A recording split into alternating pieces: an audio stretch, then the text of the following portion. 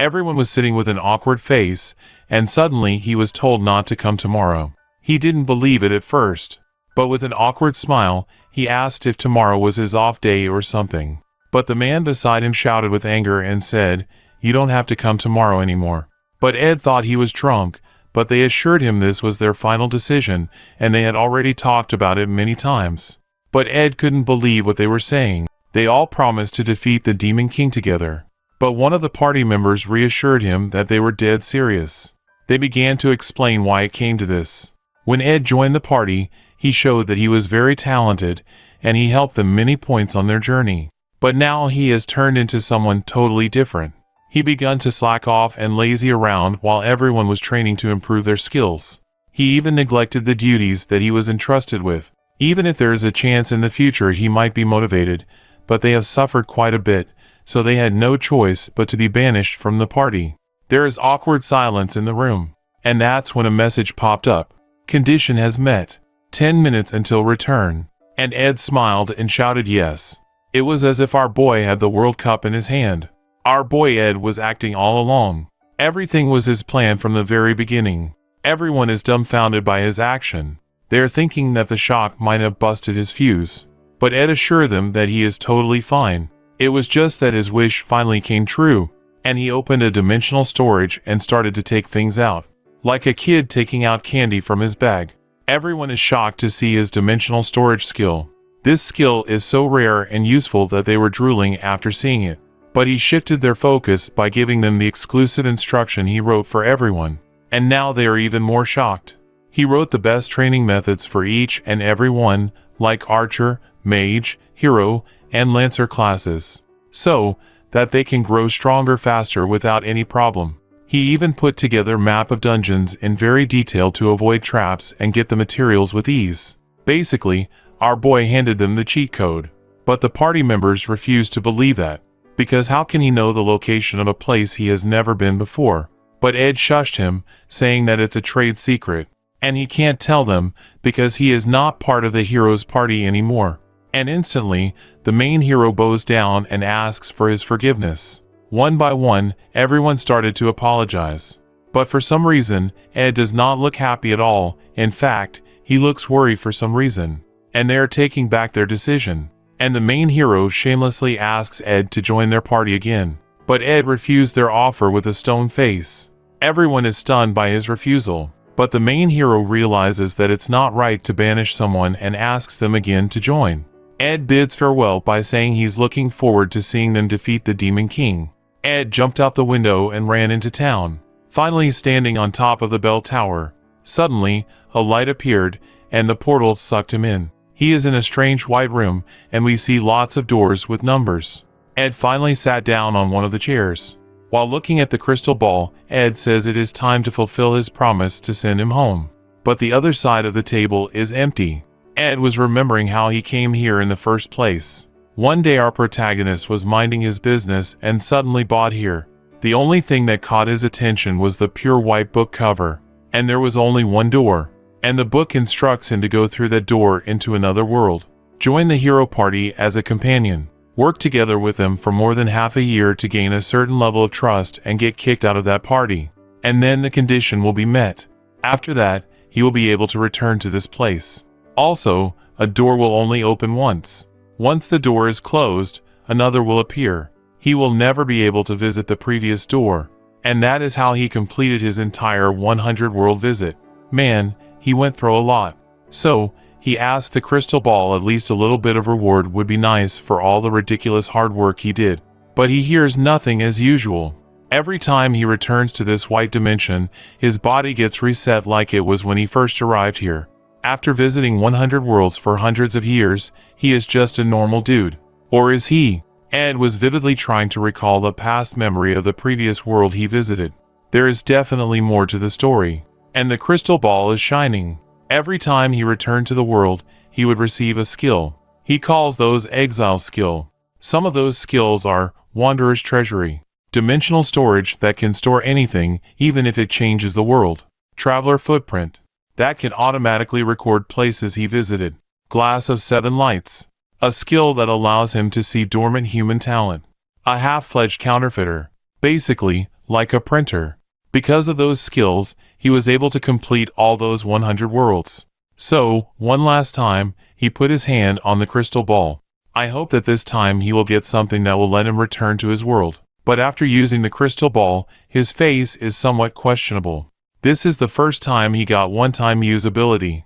And this is a very precious ability that he has received so far. His eyes caught attention to something. Is something coming out of the ground?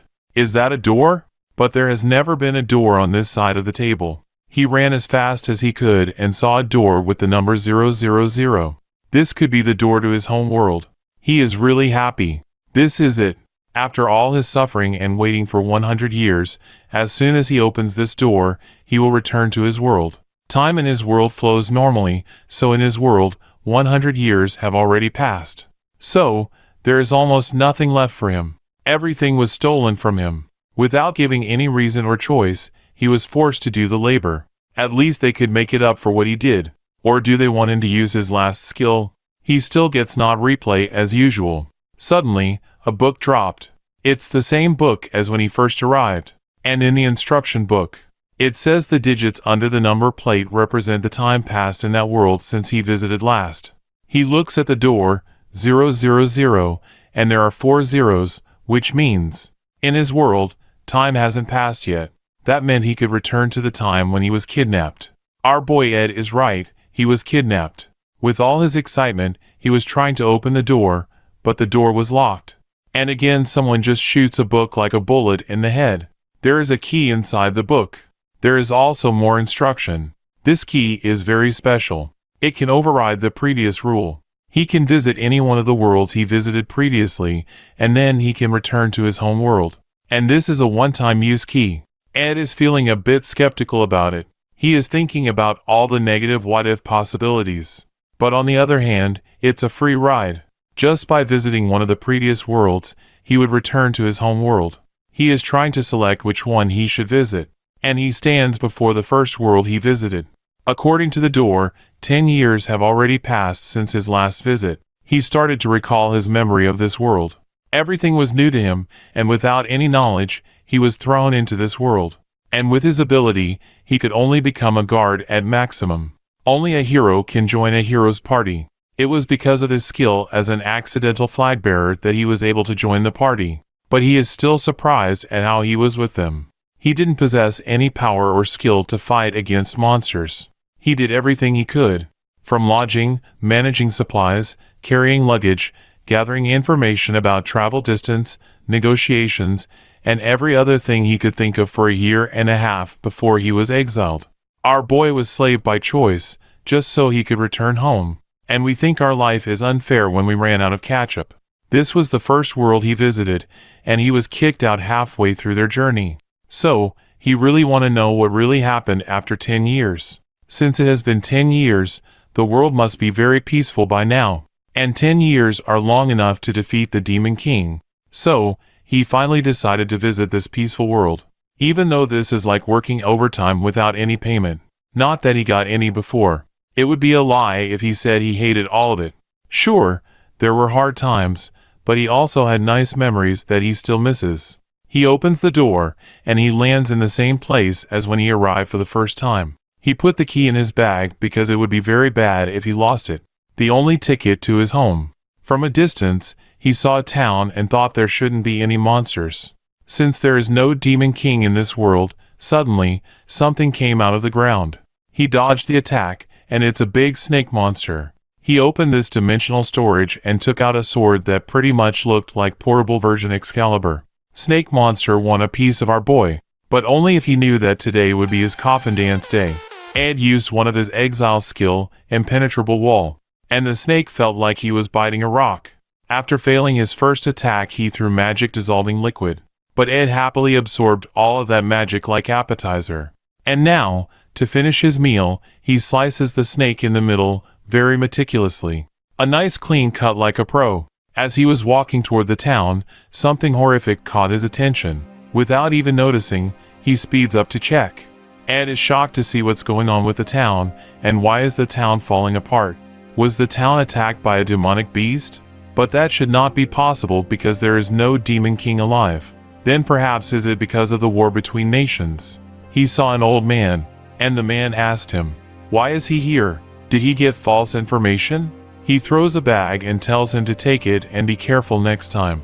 Ed is a little bit confused by the old man question. So Ed asked the old man about the place. The old man told him it's been 2 years since this place had been destroyed by the Demon King's army. Ed couldn't believe his ear. He asked what happened to the hero 10 years ago. Who was the prince of this country? And the old man replied that he died 5 years ago fighting the Demon King army. He couldn't believe that a real hero died fighting against the demon army, not a fake hero like him. He couldn't find any information regarding the other 2 heroes. He is blaming himself. Is it because he left them? Is that why they lost? That is too unrealistic because a hero's party can't lose because of some luggage carrier. So, to confirm it, he used one of his exile skills, the Akashic Compass. He used the compass to search for the place where hero Alexis died. He asked for Gonzo, and the compass showed the same place. So that means they fought and died together. And lastly, Ed asked, "Where did Lunarisha die?" The compass replied that it was not applicable. Ed snapped, came back to his senses, and asked the compass where the current location of Lunarisha was. And the compass showed a house, pointing toward a single direction. His eyes glow, and he uses one of his exile skills, Hermes Dash. He took off like a shooting star, crossing towns, forests, and rivers, only thinking about Tia. He neglected everything around him. At the same time, a huge demon army was marching in the opposite direction. Ed was not in his playing mood, so he massacred the whole army like butter. He finally arrived in front of a treehouse. He suddenly remembers that he is visiting his old comrade without a souvenir. So, he pulled out some oranges from dimensional storage. Just as he was about to knock on the door, negative thoughts started to flood. From their point of view, he was just an exile. If a person like him suddenly visits, how would she react? Ed pushed those thoughts aside and knocked on the door. Since no one answered, he barged in and apologized for entering without permission. And his eyes finally met the person he was looking for. Tia couldn't believe her eyes and thought she was dreaming. Tia got up and asked, "Is that really you?" The golden sun-like hair and jet emerald color green eyes. She is still the same as before, just like 100 years ago. Without waiting a second, she jumped on it with joy and tears on her face. Like a fish that was finally able to return to the river. She could not believe it. She never thought she would ever see him alive again. Her eyes were shining, and she was saying, "Even if it's a dream, please let me hold it just for a moment." She asked again and again to confirm that is it really him. When she finally calmed down, Ed asked her why she was so surprised to see him. Tia explained that after leading the hero party, they looked for Ed everywhere, but they couldn't find a trace of him, despite him being a well-known person as a member of the hero's party member. Since Ed couldn't reveal the truth to her, he apologized to her with an awkward smile. And to cover the truth, he explained that since he was an ex-hero party member, he changed his name and went to another country to save his face. But in reality, he was hopping between all those worlds and the white world. After listening to Ed's reason for missing, she finally smiled because she was glad that he was alive. And all this time, she was comfortably sitting on Ed's chest. Tia finally notices there are some orange fruits on the floor. But Tia mentioned that there are no bathtubs in the house, so they can't use the fruits. When he asks why bathtub, Tia mentioned that he should already know that orange fruits are usually eaten after cutting them and washing them in the bath. It smells good and makes your skin feel soft and smooth. Ed insists on eating orange normally just by cutting. He says it will be delicious and sweet. Tia is shocked by Ed's words because that is not the proper way. Ed goes to prepare the fruits for her. Tia noticed and asked why Ed's clothes were torn like that. So, Ed replied, "I've been traveling the world for a while, just to see an old lady I used to know." After hearing that from Ed, it really made her genuinely happy. Next part, who is the man in the hoodie? How did the heroes die? And who is going to kill the demon lord now? Also, how powerful is Ed now with all those ridiculous abilities? Comment with the names Ed and Tia if you want the second part. If the video gets 2K likes, I will post the next part soon after that without any delay. It's time to stop! It's time to stop, okay? No more!